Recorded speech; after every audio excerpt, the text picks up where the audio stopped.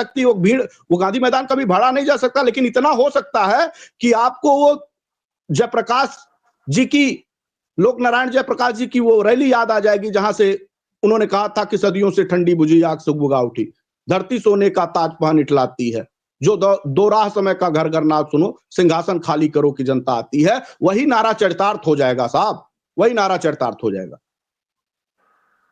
और कर सकती है पटना, क्योंकि आपकी वीडियो भी देख रहे हैं लोग, आपकी वीडियो, मैं कह रहा हूं राष्ट्रीय पटल पे दो ही एक चैनल जो सहारा पीड़ितों की बड़ी गंभीरता के साथ बात रखते हैं, उसको देश सुनता है, और क्यूआईब नेटवर्क को पूरा देश सुनता है, और खास तौर पे आपकी एक एक बात पटना के लोग भी सुन रहे होंगे, आपके इर्द गिर्द कई जिलों के लोग भी सुन रहे होंगे। मैं तो निवेदन करूंगा भाई कि हुंकार भरिए, सरकारों के दो मुंह होते हैं, निगाह लगाइए कोर्ट पे, कोर्ट अगर संज्ञान ले लिया तो इन सरकारों की को राइट कर देगा, पैसा मिल जाएगा। अशोक जी बोलिए।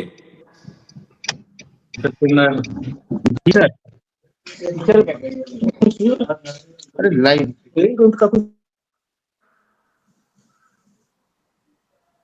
अशोक जी का फ्रीज हो गया। प्रवीण बोलिए। प्रवीण, अगर आप जुड़े हुए हैं प्रवीण तो बोलिए। जी आशुतोष जी, आपको नमस्कार, और लाइव में हमारे जितने साथी जुड़े हैं उनको भी नमस्कार। बहुत दुख के साथ बोलना पड़ रहा है कि कल मैं पटना नहीं जा पा रहा हूँ, क्योंकि हो सकता है कि मुझे दिल्ली जाना पड़े, क्योंकि हमारा काम थोड़ा लीगल की तरफ ज्यादा है, तो लीगल पार्ट में देख रहा हूँ।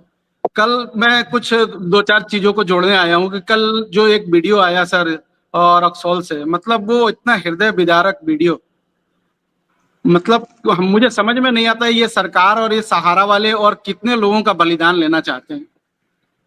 तो अभी हमारी लीगल की टीम से बात हुई है कि ये जो सिविल केस हमने जो लगाया है, जो रिट पिटिशन हमारा सिविल है, उसमें उसको कैसे क्रिमिनल केस में बदला जाए, क्योंकि अब इन लोगों के ऊपर लोगों की हत्या का मुकदमा भी चलना बहुत जरूरी है।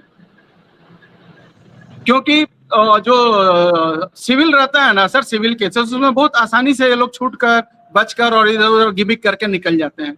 कल का जो सारा जो भी चीज हुआ है वो मैंने अपने भाई साहब से डिस्कस किया है, वो सारा वीडियो और सारा चीज उनको मैंने फॉरवर्ड कर दिया है, और 7 तारीख को वो लोग पहुंच रहे हैं कोर्ट में, और ये चीजें कोर्ट को भी दिखाई जाएंगी कि किस तरीके से लोगों की मौत हो रही है और सहजता से लोग इस चीज को पचा जा रहे हैं।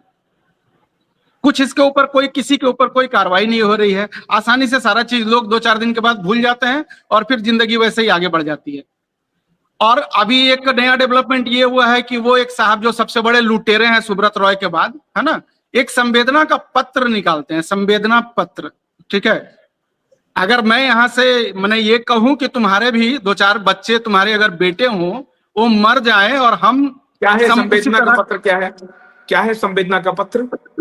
मतलब उनकी मौत से हमें बहुत ही दुख हुआ है। वो पत्र शायद आपको भी मिला होगा, पूरी सोशल मीडिया पे घूम रही है सर। उन्होंने संवेदना व्यक्त की है, उस संवेदना में उन्होंने ये नहीं लिखा कि हाँ ये दुखद तो हुआ है, इसके बाद इनकी जो लाइबिलिटीज है वो लाइबिलिटीज हम लेते हैं। इनके एजेंसी कोड में जितना काम हुआ है, जिन लोगों ने इनको परेशान किया है, जिन निवेशकों ने, उनका पैसा हम वापस कर रहे हैं। संवेदना क्या है? ये बहुत दुखद है, हमारे साथ इन्होंने काम किया था। अशोक सर, मैं वो पत्र आपको पढ़ के सुनाता हूँ।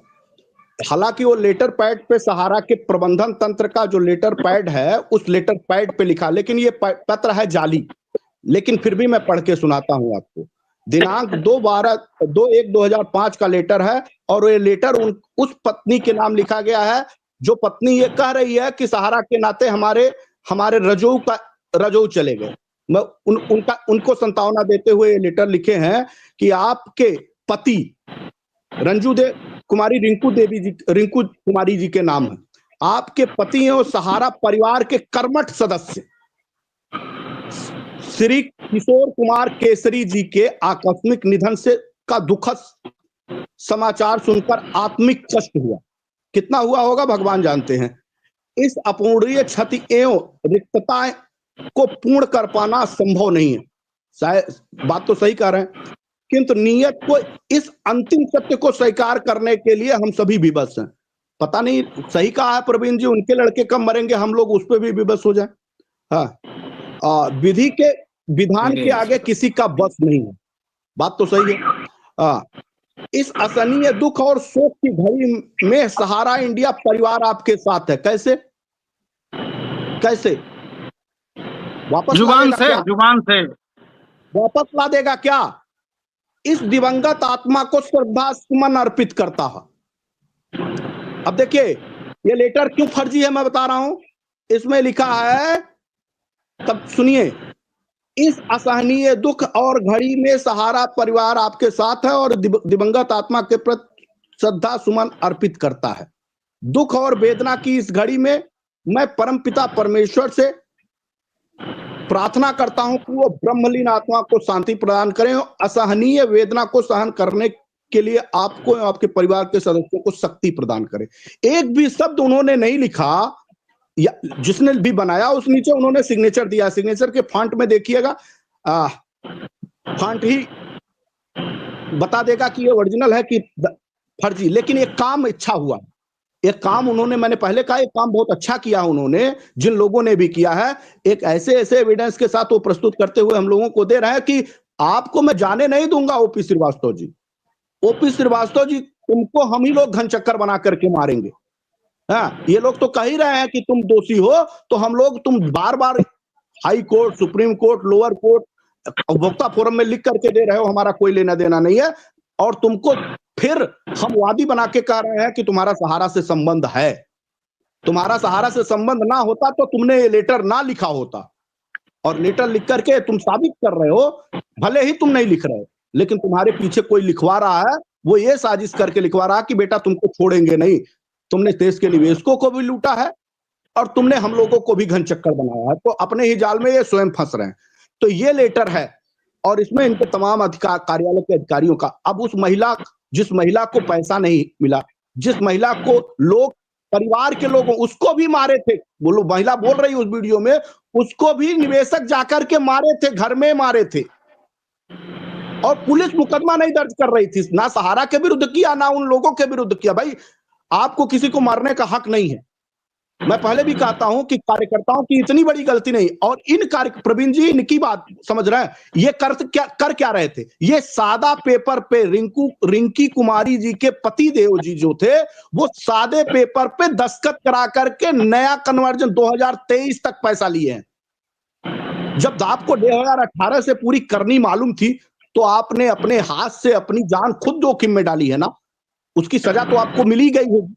अब इसकी सजा एक सबक है उन लोगों के लिए कि जिन लोगों ने 2021-22 तक पैसा लिया है, 23 तक पैसा लिया है, बिना सादे पेपर पे लिया है, जिनका कोई आधार नहीं है, उनको तो भी वही सजा मिलेगी जो आने वाले दिनों में उनको मिलेगी। तो समझिए, किसी निवेशक और किसी कार्यकर्ता को आपस में लड़ना नहीं चाहिए, लेकिन आप गलत करेंगे तो कार्यकर्ताओं को उसका दंड भुगतना पड़ेगा। यह काम तो सहारा ने नहीं कहा था ना, क्यों उनके कहने में आ गए? क्यों 18 तक के बाद जब कोई रिजल्ट नहीं आ रहा था, इतनी बड़ी लड़ाई हो रही थी, क्यों आपने 21 के बाद पैसा लिया? अब पैसा लिया तो उसके जिम्मेदार आप थे। देखिए अभय जी मैं थोड़ा सा रोक रहा हूँ आपको। आशुतोष जी, इसीलिए हमने ये डिसीजन लिया है और हमने यहाँ के जो बड़े प्रशासनिक अधिकारी हैं उनको हमारा लेटर चला गया है कि झारखंड में जितनी भी ऑफिसेस चल रही हैं उन सारे ऑफिसेस को हम लोग यहाँ पर बंद करवाएंगे, क्योंकि जब तक ऑफिसेस बंद नहीं होंगे ये लोग लोगों को बेवकूफ बनाते रहेंगे और ऐसे ही लोग मरते रहेंगे। और जब ऑफिसेस बंद होगा, इस बात को समझिए, जब ऑफिसेस बंद होगा तब लोगों का आक्रोश भी बढ़ेगा।